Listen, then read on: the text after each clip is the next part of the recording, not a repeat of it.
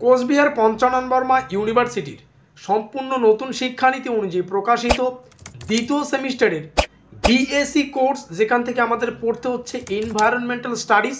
আর আজকের এই ভিডিওটিতে আমরা এই ভিএসসি কোর্সের অন্তর্গত এনভায়রনমেন্টাল স্টাডিজ এর সাজেশন সম্পর্কে বিস্তারিত আলোচনা করব। কাজেই আজকের এই ভিডিওটি কিন্তু তোমাদের জন্য খুবই খুবই গুরুত্বপূর্ণ হতে চলেছে।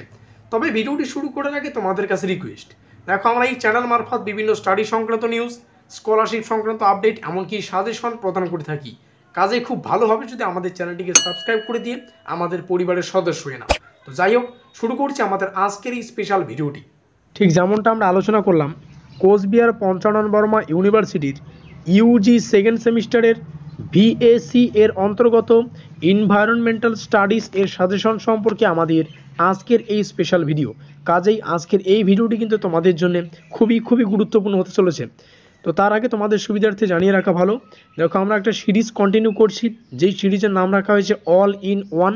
আর এই সিরিজের আমাদের আজকের ক্লাস নম্বর 2 আউট অফ 4, অর্থাৎ 4খানা ক্লাসের মধ্যে আমাদের আজকের ক্লাস দ্বিতীয় ক্লাস। তোমরা যদি এই সিরিজের প্রথম ক্লাসটা কন্টিনিউ না করো তাহলে এই ক্লাসের তোমরা কিছুই বুঝবে না।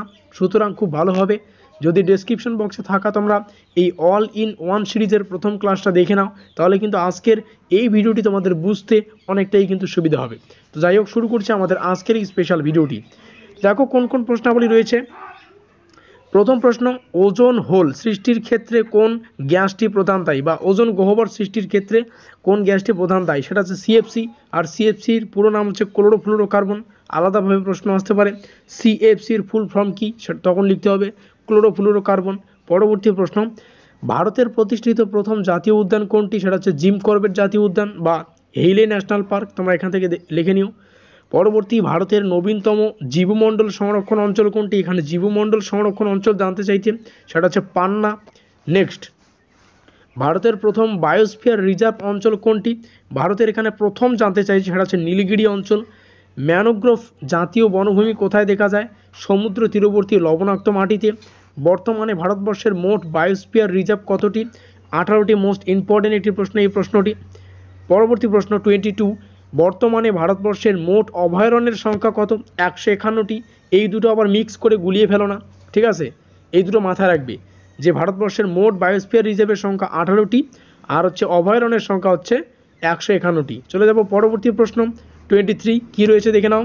এখানে জানতে চাইছে বর্তমানে ভারতবর্ষের মোট জাতীয় উদ্যানের সংখ্যা কয়টি, উত্তর হচ্ছে 106টি। দেখো অনেকগুলো জানতে পারলাম, এখানে জাতীয় উদ্যানের সংখ্যা জানতে পারলাম 106টি। একটু আগেই আমরা আলোচনা করলাম অভয়ারণ্যের সংখ্যা, অভয়ারণ্যের সংখ্যা হচ্ছে 151টি, আর বায়োস্ফিয়ার রিজার্ভের সংখ্যা 18টি। এগুলো কিন্তু মনে রাখতে হবে, মোস্ট ইম্পর্টেন্ট প্রত্যেকটা বিষয় অবশ্যই মনে রাখাটাও খুবই গুরুত্বপূর্ণ। পরবর্তী, প্রতি বছর কোন দিনটিকে বিশ্ব জনসংখ্যা দিবস রূপে পালন করা হয়, সেটা হচ্ছে 11ই জুলাই, মোস্ট ইম্পর্টেন্ট। পরবর্তী, কোনো দেশের জনসংখ্যা যদি সেই দেশের কার্যকর জমির অনুপাতে গড়ে ওঠে তখন তাকে কি বলবে, তখন তাকে বলবে কাম্য জনসংখ্যা। নেক্সট, ভারতবর্ষের কোন রাজ্যে মৃত্যুর হার সর্বনিম্ন, সেটা হচ্ছে কেরালা। করোনা ভাইরাসটি প্রথম কোথায় চিহ্নিত করা হয়, দেখো একদম লেটেস্ট প্রশ্ন, কোভিড-19 সংক্রান্ত বা করোনা ভাইরাস সংক্রান্ত। করোনা ভাইরাসটি প্রথম কোথায় চিহ্নিত করা হয়, চীনের হুবেই প্রদেশের উহানে। এখান থেকে একটা বিষয় মাথায় রাখো, এখান থেকে এই যে করোনা ভাইরাস, এই টপিক থেকে কিন্তু বিভিন্ন ধরনের প্রশ্ন আসতে পারে। তো এই টপিকটাই মোস্ট ইম্পর্টেন্ট একটি টপিক। পরবর্তীতে আমরা কিন্তু এই টপিকের উপর যতগুলো প্রশ্ন হবে সেগুলো আমরা বিস্তারিত আলোচনা করব। কথা ক্লিয়ার? চলে যাচ্ছি পরবর্তী প্রশ্নে। কলেরা রোগের পরজীবীর নাম কি, রোগ এর আগের দিনে বলেছি, রোগ এবং জীবাণু সংক্রান্ত প্রশ্ন কিন্তু আসেই পরীক্ষা। তোমরা এখান থেকে দেখতে পাচ্ছ ভিব্রিও কলেরি।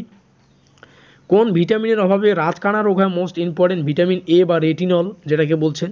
কোন ভিটামিনের অভাবে স্কারভি রোগ হয়, সেটা হচ্ছে ভিটামিন সি। দেখো কতগুলো রোগ সংক্রান্ত, কোন ভিটামিন সংক্রান্ত, রোগ সংক্রান্ত, ঠিক আছে, এই মানে বিভিন্ন ধরনের কিন্তু রোগ আর ভিটামিন সংক্রান্ত প্রশ্ন এর আগের দিনও আমরা আলোচনা করছি, আজও আলোচনা করছি, বুঝতেই পারছো এই দুটো টপিক মোস্ট ইম্পর্টেন্ট। পরবর্তী, কোন ভিটামিনের অভাবে, এখানে এই প্রশ্নটা যারা যারা দেখোনি দেখে নাও, কোন ভিটামিনের অভাবে স্কারভি রোগ হচ্ছে, ভিটামিন সি। কোন ভিটামিনের অভাবে রিকেট রোগ হচ্ছে, ভিটামিন ডি। তো এই হচ্ছে আমাদের গুরুত্বপূর্ণ দ্বিতীয় ক্লাসের বাছাই করা কিছু প্রশ্ন এবং তার উত্তর। তো ভিডিওটির শেষে যে বিষয়টা ভালো করে বুঝতে হবে, দেখো ডেসক্রিপশন বক্সে এর আগের ক্লাসটির লিঙ্ক পাবে, তোমরা সেখান থেকে দেখে নিও। ভিডিওটি তোমাদের কেমন লেগেছে অবশ্যই কমেন্টে জানাতে ভুলো না। আর ভিডিওটি ভালো লাগলে অবশ্যই লাইক করে দিও, বন্ধুদের কাছে শেয়ার করে দিও। আমাদের আজকের এই স্পেশাল ভিডিওটি এই পর্যন্তই।